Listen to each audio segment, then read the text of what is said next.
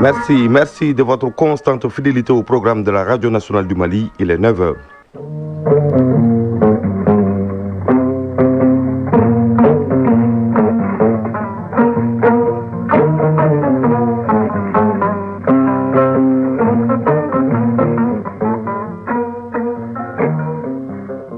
Le journal Bemba Sibi.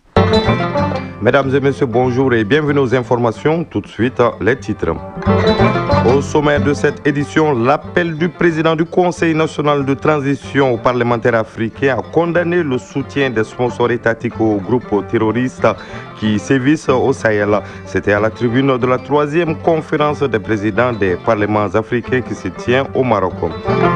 Nous parlerons également du lancement du programme régional de cartographie de la fertilité des sols en Afrique de l'Ouest, un programme pilote de 3 ans financé à plus de 5 milliards de francs CFA par la Banque islamique de développement et le gouvernement du Mali. Dans l'actualité AES, nous allons parler de formation militaire et de rentrée judiciaire au Niger. Le président Tchani a présidé la rentrée judiciaire 2025-2026 et au Burkina Faso, plus de 880 militaires de plusieurs profils ont été présentés au drapeau. Dans Focus Santé de ce dimanche, Koumba Sissé nous parle de calcul urinaire, une pathologie qui touche toutes les tranches d'âge, les causes et les traitements de cette maladie à découvrir en fin de journal. Et puis en sport, football, le premier acte du classique Stade Joliba est prévu cet après-midi au Stade Mamadou Konaté en clôture de la 4e journée. La série de présentation des groupes de la CAN au Maroc commence également aujourd'hui avec le groupe F. Il sera également question de natation avec le sacre de la Ligue de Bamako au championnat national 2025. La synthèse de l'actualité sportive dans une vingtaine de minutes avec Famrou Djourti. Voilà pour les titres. Une fois de plus, bonjour et bienvenue au journal. Je vous le disais dans les titres, le président du Conseil national de transition appelle donc les parlementaires africains à condamner le soutien des sponsors étatiques aux groupes terroristes qui sévissent au Sahel. Le général de corps d'armée Malik Diaw a lancé cet appel à la tribune de la 3e conférence des présidents des parlements africains qui se tient présentement à Rabat au Maroc. Il a d'autre part annoncé la tenue très prochainement des sessions confédérales des parlements de l'AES. Les précisions avec nos envoyés spéciaux au Maroc, Siaka Konaté et Mbarakou Maïga. Dès sa création en 2020, le Conseil national de transition s'est engagé dans la voie de la diplomatie parlementaire, son président et ses membres ayant participé à de nombreuses rencontres avec leurs homologues africains et d'ailleurs. Le général de corps d'armée Malik Diaw, président du Conseil national de transition. En plus de sa mission de vote des lois, le Conseil national de transition a initié une vaste diplomatie parlementaire qui a permis à notre pays, après les sanctions illégales, illégitimes et inhumaines de la CEDEAO, de renouer avec les peuples et les institutions parlementaires du monde. Nous participons actuellement à de nombreuses rencontres statutaires au sein des instances internationales afin de contribuer au raffermissement des relations bilatérales au niveau sous-régional, régional et international. Le Conseil national de transition œuvre au renforcement de la diplomatie parlementaire à travers ses participations à plusieurs rencontres interparlementaires. De même, j'ai personnellement accordé plusieurs audiences à des personnalités dont certains ambassadeurs et amis sincères du Mali, des membres d'associations de la société civile venus tous nous témoigner de leur soutien et de leur adhésion à la vision commune pour le Mali croix, le Mali refondé. Dans les différentes rencontres auxquelles nos délégations participent, nous insistons sur les 3 principes qui guident désormais l'action publique au Mali, à savoir le respect de la souveraineté du Mali, le respect des choix stratégiques du pays et la défense des intérêts vitaux du peuple malien. Et le président du CNT d'annoncer la tenue prochaine des sessions confédérales des parlements de l'Alliance des États du Sahel, dont les bases ont été jetées par les présidents du Burkina Faso, le capitaine Ibrahima Traoré, du Mali, le général d'armée Assimi Goïta, et du Niger, le général d'armée Abdourahmane Tchani. Ces sessions constituent la 3e et dernière instance de la Confédération AES après le collège des chefs d'État et les sessions des ministres. Nous nous apprêtons à tenir très bientôt les séances confédérales des parlements de l'AES. Ces séances confédérales permettront un repositionnement stratégique commun sur les scènes régionales et internationales. Mieux, elles permettront de nouer des partenariats souverains avec tous les pays qui respectent les principes de gouvernance du Mali et des pays de l'Alliance des États du Sahel. Autre sujet abordé par le président du CNT, la situation sécuritaire et la lutte que les 3 pays de l'AES mènent contre les groupes terroristes qui sont soutenus par des sponsors étatiques, d'où cet appel aux parlementaires africains. Vous comprendrez aisément qu'on ne peut parler de leadership législatif et diplomatie parlementaire dans un ordre mondial en mutation sans condamner ici et maintenant le comportement inqualifiable de certains pays qui, au mépris des principes élémentaires du droit international, soutiennent et sponsorisent le terrorisme au Sahel. Ainsi, nous condamnons fermement et nous invitons cette 3e conférence des présidents d'Assemblée législative africaine à condamner ces actes inamicaux qui n'honorent pas le leadership législatif et diplomatie parlementaire dans un ordre mondial en mutation. Aussi, face au terrorisme économique et médiatique que les peuples de l'Alliance des États du Sahel sont en train de vivre, nous espérons qu'avec le soutien et l'accompagnement des pays frères et amis de la COSPAL, le monde fera la lumière pour le bien de l'humanité. Auparavant, le général Maliki Diaw avait salué les bonnes relations séculaires et multiformes existant entre le Maroc et le Mali et qui ne cessent de se renforcer. Il s'est réjoui de la formation dont les imams maliens bénéficient depuis 2013 à l'Institut Mohamed VI de Rabat. Rabat, Chara Konate Mbarakou Maïga pour l'ORTM.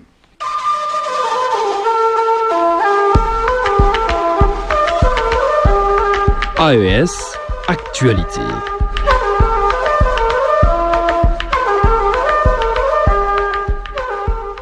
Dans l'actualité AES au Burkina Faso, la formation initiale de plus de 880 militaires de plusieurs profils s'est achevée hier à Bobo Dioulasso. Ce contingent a été présenté au drapeau. Cet acte marque la fin de la formation initiale et le début d'une carrière pour la défense de la nation. Les précisions avec ce reportage de Bouraïma Diallo de Radio Burkina. Ils sont au total 881 militaires, dont 65 femmes à être présentées au drapeau après 5 mois de formation initiale intensive. Comme à l'accoutumée, le chef de bataillon commandant le GIFA a prodigué des conseils à ces jeunes soldats. Honoré B. Palm. Au-delà de vos compétences techniques, rappelez-vous des valeurs qui vous ont guidé tout au long de votre formation. La discipline pour l'excellence, le courage face à l'adversité, l'honneur dans chaque action, et le sens du devoir. Cette cérémonie constitue une tradition au sein des forces armées nationales et ces militaires sont désormais liés aux valeurs de la République. Le lieutenant-colonel Lassane Porgo, commandant de la 2e région militaire. Dès que vous êtes présenté au drapeau, il y a des devoirs. Après la lecture de formules consacrées, il y a des comportements républicains et patriotiques que vous devez avoir. C'est avec des compétences spécifiques qu'on les a recrutés. Maintenant, les donner des formations militaires et patriotiques. Parmi ces 801 militaires, 80% ont été recrutés avec des diplômes techniques et professionnels dans divers domaines, tels que dans la mécanique automobile, l'électricité automobile ou encore la conduite d'engins lourds, afin de pourvoir des postes exigeant une expertise nécessaire au bon fonctionnement d'une armée moderne. Le président de la République du Niger, le général d'armée Abdourahmane Tchani, a présidé hier à Niamey la cérémonie de la rentrée judiciaire 2025-2026 en sa qualité de président du Conseil supérieur de la magistrature. À cette occasion, il s'est adressé au corps judiciaire, soulignant que la nouvelle dynamique impulsée par les autorités touche tous les secteurs de la vie nationale, en particulier celui de la justice, appelé à jouer un rôle de premier plan. Le reportage de Samira Garba de la Voix du Sahel. Placé sous le thème « La justice dans le contexte de la refondation, défis et perspectives », cette rentrée solennelle ambitionne entre autres d'examiner les liens de confiance entre l'appareil judiciaire et les citoyens. Cette cérémonie de haute portée symbolique a été marquée par l'adresse de la bâtonnière pour qui ce moment solennel de reprise est un moment essentiel de réflexion, tout en rappelant la portée du thème retenu pour cette rentrée judiciaire. Pilier de toute société aspirant à la paix et à la prospérité, la justice se doit d'être juste, indépendante et équitable dans ce processus de refondation. La Cour d'État, par la voix de son président, a réitéré tout son engagement à accompagner notre justice. Abdou Dangala Dima n'a pas omis de souligner les objectifs assignés à la justice, notamment dans les conclusions des Assises nationales de la refondation. Les conclusions des États généraux de la justice en 2012 et des Assises nationales pour la refondation en 2025 ont fixé des objectifs à la justice.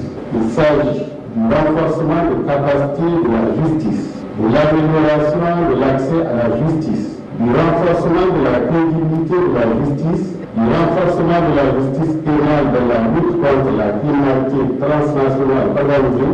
Renforcer la coopération judiciaire régionale, entre autres objets de cette rentrée judiciaire.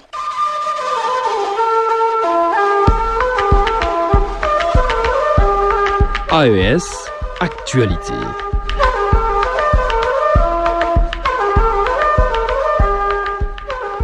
Retour à l'actualité nationale, le rôle des pharmaciens dans la gestion et la prévention des épidémies et catastrophes sur le thème de la 12e édition de la journée scientifique du syndicat national des pharmaciens du Mali qui s'est tenue hier ici à Bamako.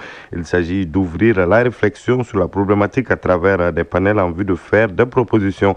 La journée enregistre la participation d'experts nationaux et internationaux. La cérémonie d'ouverture a été présidée par le ministre de la Santé et du Développement social. Le reportage de Sogona Kamisogo. Le pharmacien est le dernier rempart pour le patient, mais aussi le premier maillon dans la prévention et la sécurité sanitaire. Il occupe dans le système de la santé une place particulière.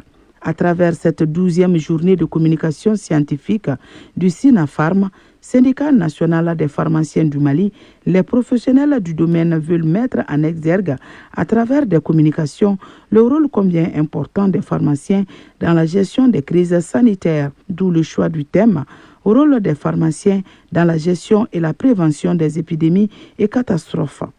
Colonel-major Assaba Diallo Touré, ministre de la Santé et du Développement social. Les crises sanitaires que nous avons connues comme Ebola, Covid-19, dengue, rougeole, diphtérie, nous ont appris une leçon essentielle, que la santé publique repose sur la vigilance, la préparation et la collaboration entre tous les acteurs du système de santé. Et à ce titre, le pharmacien occupe une place stratégique, parfois sous-estimée, mais absolument indispensable.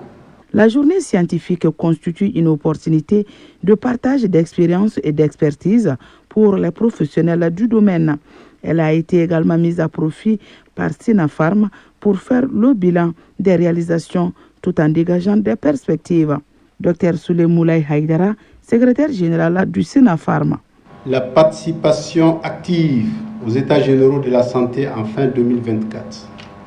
L'avancement significatif du siège social du SINAPHARM, dont la première pierre a été posée le 1er décembre 2023.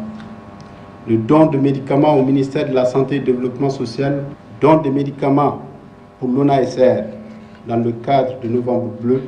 Cependant, le SINAPHARM sollicite votre concours dans la lutte contre les faux médicaments et les faux phytomédicaments, pour la formation de qualité dans les universités de médecine et de pharmacie privées. Nous proposons l'organisation des examens communs avec les universités publiques. Dr Aliou Badra Ouada, président d'ordre pharmacien. Toute organisation connaît un certain nombre de difficultés, qui ne trouveront leur solution que dans l'union, l'entente, la solidarité et dans un dialogue franc, sincère et constructif, nécessaire pour la cohésion et la promotion de la profession. Colonel-major Assaba Diallo Touré, ministre de la Santé et du Développement social. J'exhorte à la mise en place de la formation continue afin de renforcer la place du pharmacien dans la gouvernance de la santé, la participation au comité de veille et la mise en place de circuits pharmaceutiques sûrs et transparents, même en situation d'urgence. La journée a été marquée par des panels animés par des experts nationaux. Elle a été l'occasion pour le SINAPHARM de décerner des tableaux d'honneur et de reconnaissance à des de leurs collègues qui se sont distingués par leur sens du devoir et le travail bien fait.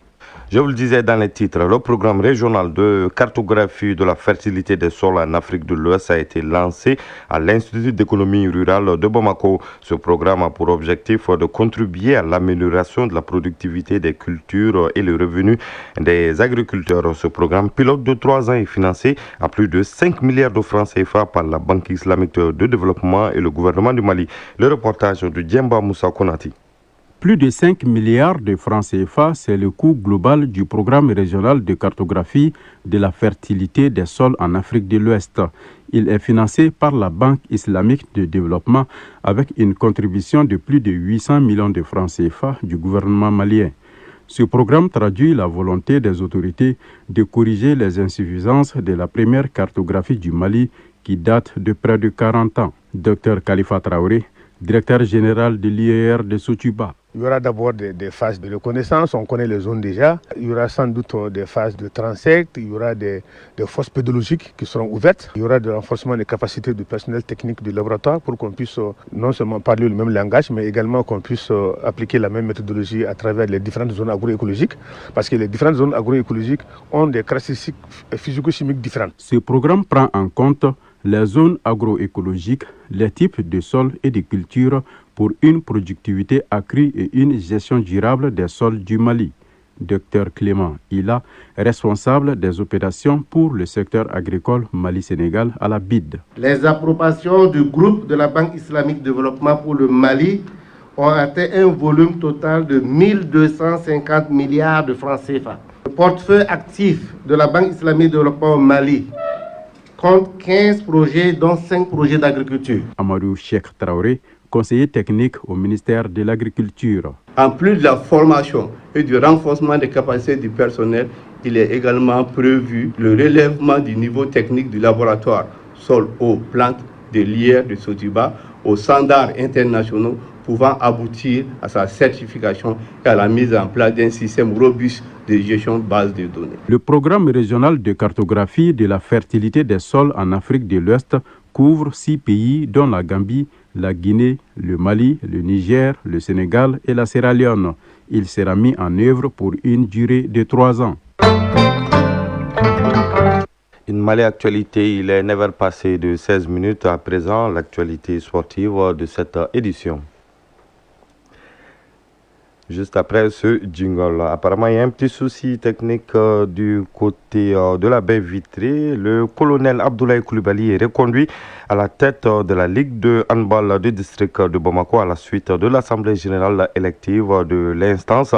La Ligue de natation de Bamako monte sur la plus haute marche du podium avec 17 médailles au terme du championnat national 2025. En football, la série de présentation des groupes de la CAN Maroc 2025 commence aujourd'hui avec le groupe F et puis le premier acte de classique Stade Malien de Bamako, Djeliba Athletic Club en Ligue 1 de football est prévu cet après-midi au stade Mamadou Konaté au grand bonheur des amateurs de football et cette rencontre clôture la 4e journée. La synthèse de l'actualité sportive, c'est avec Famourou Djourti. 2 rencontres sont au programme pour la clôture de la 4e journée de la Ligue 1 professionnelle de football du Mali. Les 2 matchs se jouent en même temps à 16h. Le 11 Cratère reçoit Afrique Football Elite AFE au stade Wenzen Koulibaly. Mais tous les regards seront tournés vers le grand derby de Bamako entre le stade malien et le Djeliba C au stade Mamadou Konaté. Les 2 géants du football malien effectuent leur 3e sortie de la saison en championnat. Le Djeliba C affiche pour l'instant un bilan d'une victoire et d'une défaite en 2 matchs disputés. De son côté, le stade malien de Bamako, champion sortant, compte 2 matchs nuls en championnat. En plus, les Rouges de Bamako abordent ce derby avec un regain de confiance après leur large victoire 3-0 face à Afrique Football Elite AFE, mettant fin à leurs difficultés offensives depuis le début de la saison. Le stade malien, quant à lui, traverse une période contrastée sur le plan local. Après un début solide en phase de poule de la Ligue des champions de la CAF avec un nul et une victoire en 2 journées, les Blancs de Bamako restent sur 2 contre-performances en championnat. Toutefois, l'historique récent joue en leur faveur face au Djeliba C. Le stade malien reste en effet sur 2 victoires consécutives sur son rival. Concernant les autres résultats de la 4e journée, hier samedi, l'USFASA a pris les commandes du championnat en dominant le FC Diarra par 2-1. Avec 10 points désormais, les militaires coiffent au poteau leur adversaire du jour qui était sur 3 victoires d'affilée. Bakaridja s'est incliné 2-0 face à Binga FC. L'AS Korofina est tombé 2-1 devant l'US Bougouni. L'AS Real de Bamako a cartonné 3-0 le FC Malikoura. En ouverture de la 4e journée, vendredi, l'US Bougouba et Derby Academy ont fait match nul 0-0. On reste toujours avec le sport roi, le football. Dans notre série de présentations des différentes poules de la 35e Coupe d'Afrique des Nations qui démarre le 21 décembre au Maroc, nous vous présentons aujourd'hui la poule F, une poule très relevée qui regroupe le champion en titre, la Côte d'Ivoire, le Cameroun, le Gabon et le Mozambique, considéré comme le petit poussé. La présentation de la poule F, c'est avec Arjou Matina. Vainqueur de la dernière édition de la CAN à domicile, les éléphants de Côte d'Ivoire qui seront à leur 26e deuxième participation au Maroc, ambitionne de conserver le trophée. Faisant partie naturellement des nations favorites de la compétition, le sélectionneur ivoirien Emers Faye a retenu 28 joueurs pour la CAN. On note la présence de plusieurs cadres champions d'Afrique. Première sortie des éléphants de Côte d'Ivoire à la 35e CAN au Maroc, le 24 décembre à Agadir contre le Mozambique. N'ayant pas été verni par le tirage au sort, le Mozambique est sans nul doute le petit poussé, voire l'outsider du groupe F. Qu'à cela ne tienne, le sélectionneur Chiquinho Condé entend jouer les troubles faits. Les Mamba qui seront à leur 6e CAN seront portés par Jenny Catamo du Sporting Portugal et surtout par le défenseur Renildo qui évolue en première ligue anglaise avec Sunderland. Le Gabon va participer à sa 9e phase finale de Coupe d'Afrique. Les Panthères du Gabon ne manquent pas d'ambition au Maroc. Le sélectionneur Thierry Mouyouma a concocté une liste de 28 joueurs pour la CAN en battant ainsi le rappel de ses meilleurs joueurs. Sans surprise, le vétéran Pierre-Emerick Aubameyang, l'attaquant de l'Olympique de Marseille en très grande forme en ce début de saison, est de nouveau la figure de proue des Panthères. Concernant la 4e équipe du groupe F, elle se positionne comme une puissance historique du football continental. Il s'agit des Lions indomptables du Cameroun. À la CAN 2025 au Maroc, le Cameroun sera à sa 22e participation. Fraîchement nommé à la tête des Lions indomptables par Samuel Eto'o-Fils, David Pakou a fait des choix forts dans l'élaboration de sa liste de 28 joueurs, marqués par les non-sélections de certains joueurs majeurs comme le défenseur Ngadé, le gardien de but André Onana, le milieu de terrain Zambo Anguissa et l'attaquant Vincent Aboubakar. Le sélectionneur David fera son baptême du feu à la tête des Lions le 24 décembre à Agadir contre les Panthères du Gabon. Toujours en football, le trophée Soclin Champions League sera convoité bientôt par 12 clubs du district de Bamako. En prélude à ce tournoi, des équipements sportifs ont été remis à la Ligue de football du district de Bamako ce samedi pour les 12 clubs qui seront engagés dans la compétition. Chaque lot est composé des maillots, des ballons et un châssis de Soclin. Le tournoi est prévu du 14 décembre 2025 au 18 janvier 2026 ici à Bamako. Changeons de discipline à présent pour parler du championnat national de natation de la Fédération aquatique du Mali qui s'est déroulé ce samedi à la piscine du stade du 26 mars. C'est la Ligue du district de Bamako qui est montée sur la plus haute marche du podium avec 17 médailles, 6 en or, 7 en argent et 4 en bronze. La Ligue de Koulikoro se classe deuxième avec 7 médailles dont 5 en or. Sikasso complète le podium avec 11 médailles, 3 or, 4 argent et 4 bronzes. Mamourou Bouaré, président de la Fédération aquatique du Mali. C'est le championnat de natation au Mali qui ferme la saison sportive aquatique. La saison qui se boucle aujourd'hui a été exécutée à 100%. Celle qui va s'ouvrir, on va faire une particularité pour la natation en eau libre. 108 athlètes ont participé au championnat national 2025 de natation cette année, toutes catégories confondues. Notons que chaque ligue devait engager au moins 5 nageurs. Terminons avec l'Assemblée générale élective de la Ligue de handball du district de Bamako, tenue ce samedi au siège de la Fédération malienne de handball au stade Mamadou Konaté. À l'issue des travaux, le président sortant, le colonel Abdoulaye Koulibaly, a été réélu à la tête de la Ligue pour un nouveau mandat de 4 ans. Certes, c'est un renouvellement des mandats, mais je considère ça comme un défi à relever. Durant le mandat précédent, nous avons eu à faire beaucoup d'activités avec succès. Pour le nouveau mandat, nous souhaiterons aller au-delà. L'Assemblée générale élective de la Ligue de handball du district de Bamako a été présidée par la directrice régionale de la jeunesse et des sports du district de Bamako, Ouattara Djenebou Kone, en présence des représentants de la Fédération malienne de handball, Isaac Chenou, le président de la commission statut et règlement de la Fédération, Boubacar Chirou, responsable à la communication, et la présidente de la commission femmes et jeunes, Mariam Katilon. Focus santé. Dans ce numéro de Focus Santé, nous parlons de calcul urinaire, une pathologie qui touche toutes les tranches d'âge. Elle se manifeste par des douleurs lombaires, rénales et au niveau du pubis et empêche très souvent l'écoulement normal de l'urine. La consommation excessive des protéines, des produits laitiers et ne pas boire suffisamment d'eau sont des facteurs de risque du calcul urinaire. Actuellement, pour traiter cette maladie, les urologues utilisent le laser à travers les voies naturelles pour l'évacuer. Pour plus de détails sur le calcul urinaire, suivons ce numéro de Focus Santé avec Koumba Sissi. J'ai fait 2 ans avec des douleurs au niveau de mon côté. J'ai fait des traitements, mais en vain.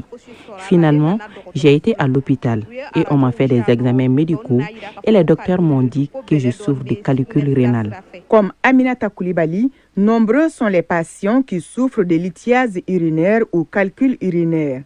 Elle a subi une opération au CHU professeur Bokar Sidissal de Kati qui a été une réussite selon elle.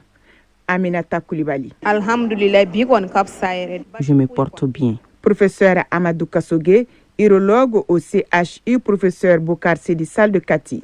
La lithiase urinaire, c'est une congression pieuse qui est localisée au niveau de l'arbre urinaire. Donc, tout calcul, lithiase au calcul, c'est la même chose. Le rein, l'urétère ou encore la vessie. Si les calculs se forment à un de ces organes, leur signe commun est la douleur. Quand les calculs se localisent au niveau du rein, ça se manifeste par une douleur localisée au niveau de la fosse lombaire gauche ou au niveau de la fosse lombaire droite. Donc ça peut concerner un seul rein ou les deux reins en même temps. Un calcul localisé au niveau de l'urétère se manifeste par une douleur très très intense vers le pubis, vers les organes génitaux externes, et c'est une douleur qui n'a pas de position antalgique. Quand le calcul est au niveau de la vessie, ça peut se manifester par un problème urinaire, une difficulté à uriner ou une augmentation de la fréquence des urines. Mais les calculs, quand il reste bloqué au niveau de l'urètre, ça peut se manifester par une rétention, une impossibilité d'uriner. La formation du calcul urinaire est généralement liée à notre alimentation et surtout à la déshydratation. Nous avons ce qu'on appelle la consommation excessive des protéines animales, mais également une consommation excessive des produits laitiers. Il y a aussi